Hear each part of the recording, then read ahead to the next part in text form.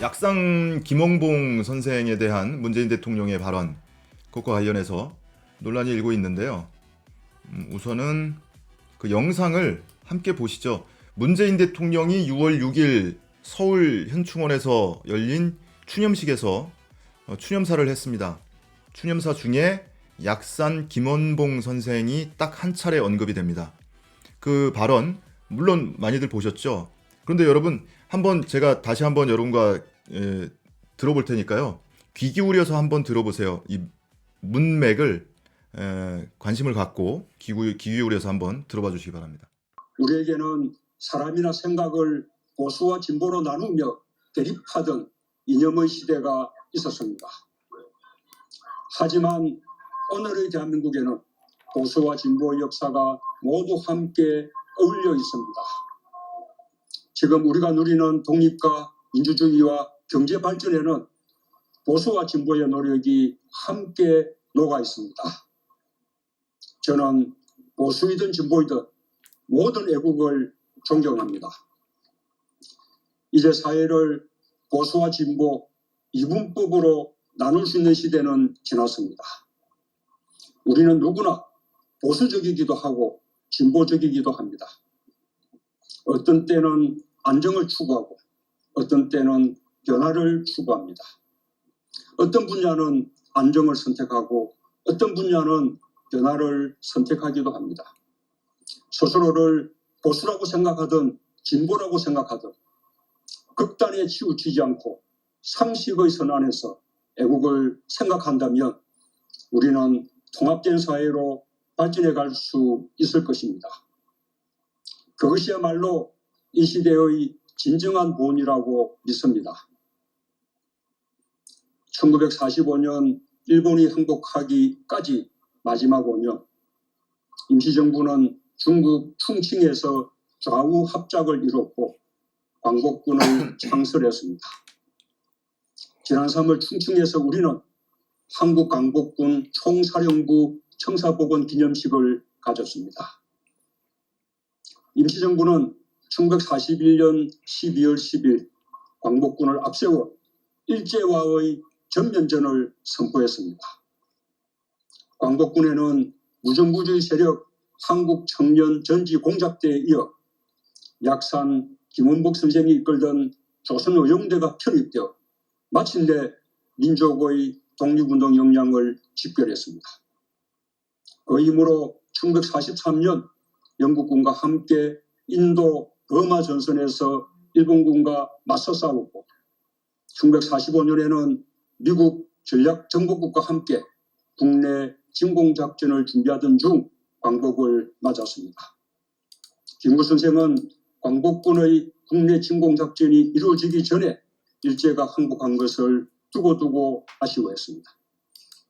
그러나 통합된 광복군 대원들의 불굴의 항쟁의지, 연합군과 함께 기른 군사적 역량은 광복 후 대한민국 국군 창설의 뿌리가 되고 나아가 한미동맹의 토대가 되었습니다.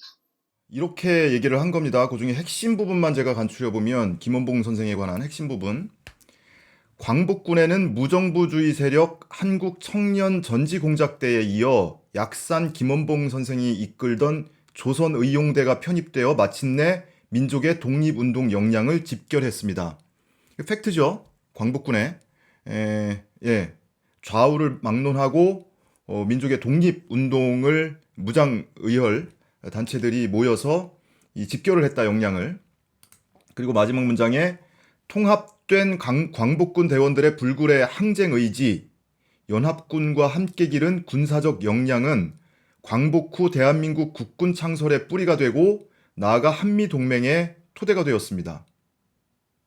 자, 그런데 지금 이 논란에 대해서 일각에서는 어떻게 반응하고 있습니까? 김원봉이 국군의 뿌리라고 얘기했다. 이렇게 지금 착각들 하고 있잖아요. 착각인지 오해인지 아니면 왜곡인지 그렇게 말한 바가 없어요. 통합된 광복군 대원들의 항쟁의지와 연합군과 함께 기른 군사적 역량이 국군 창설의 뿌리가 됐다 이렇게 얘기를 했잖아요. 뭐가 문제죠, 여러분? 광복군 대원들의 불굴의 항쟁 의지에 문제가 있는 겁니까? 연합군과 함께 기른 군사적 역량에 문제가 있는 겁니까?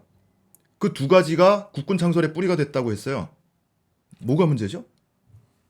그리고 그 앞서서 한 발언 중에는 광복군의 한국 청년 전지 공작 때에 이어서 조선의용대가 편입돼서 독립운동 역량을 집결했다.